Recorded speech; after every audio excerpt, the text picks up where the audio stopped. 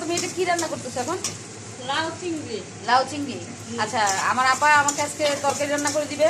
তো লাউ চিংড়িতে প্রথম কি কি দিছো তুমি এটা?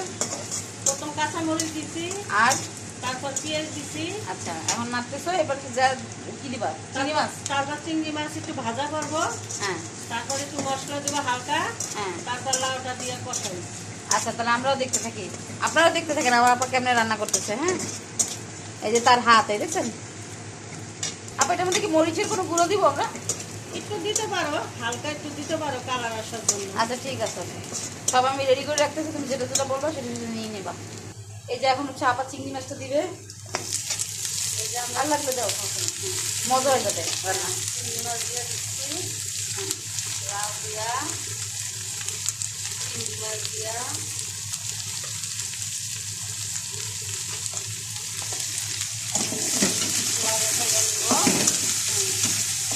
পানি দেয় পুড়ে যেতেছে তো। হ্যাঁ, একটু পানি দিয়ে দিব। এই যে এখন একটু পানি দিয়ে দিল। এখন তো তার মতো করে রান্না করতেছে, আমি এই ব্যাপারে কিছুই জানি না। সে জানে রান্না করে দেবো, ওইটাই খাবো এবং ওইটাই মজা হবে আমার মনে হইতেছে। এখন হচ্ছে হলুদের গুঁড়ো দিয়ে দিচ্ছে। এই এখন একটু হলুদ দিলাম। লাউতে বেশি হলুদ দিলে ভালো লাগবে না, হালকা কালার দিলে বেশি সুন্দর লাগবে। আর লাউতে বেশি মশলা দিলেও মজা লাগে না। দেখছেন কি সুন্দর করে বলতেছে সে। ঠিকঠাক আপনারা বলেন তো হলুদ কি কম দিতেছে না বেশি না, দিতেছে? লাউ দিলে ঠিক হয়ে যাবে। আচ্ছা ঠিক আছে, লাউ দিলে এটা ঠিক হয়ে যাবে। এই যে আমার হাত দেখছেন, এই যে আমি ভিডিও ম্যান। আজকে যে আমার ভিডিও করে দেয় সে আজকে রান্না করতেছে আর আমি ভিডিও করতেছি। এই যে একটু মরিচের গুঁড়ো দিয়ে দিল, এই মরিচটা দিলাম, সুন্দর একটা কালার আসবো এই জন্য। আচ্ছা ঠিক আছে, ওকে। একটু লবণ দিয়ে দিব। দেখছেন কত সুন্দর সুন্দর করে বলতেছে। এই যে এদিকে লবণ। হ্যাঁ, এটা লবণ লাগলে পরে একটু দিয়ে নিব। আচ্ছা, প্রথমে একটু কমাই দিলাম। লবণ কম হলে দিয়ে খাওয়া যায়, কিন্তু বেশি হলে খাওয়া যায় না। হ্যাঁ একদমই তাই। চুলার একটু বাড়াইয়া দাও। ওকে,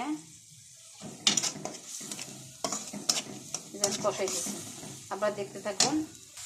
যদি রান্নাটা ভালো লাগে তাহলে বেশি বেশি লাইক কমেন্ট শেয়ার দিয়ে দিবেন আপুরা। এই যে দেখছেন আপা নিজেই এক্সপার্ট, উনি একটা চ্যানেল থাকলে উনি নিজেই চালাই দেওয়ার সুযোগ করে, কিন্তু ওনার সময় নেই। এই যে কষাই নিচ্ছে। এখন কিছুক্ষণ মধ্যে তো লাউ দিয়ে দিবেন। হ্যাঁ, তো কিছুক্ষণের মধ্যে লাউ দিয়ে দেবো। তারপর লাউটা কষে তারপরে ঝোল দিয়ে দিব অল্প করে। এই যে লাউ দিয়ে দিচ্ছে। লাউ দিয়ে দিচ্ছি, আপুরা আপনারা দেখেন।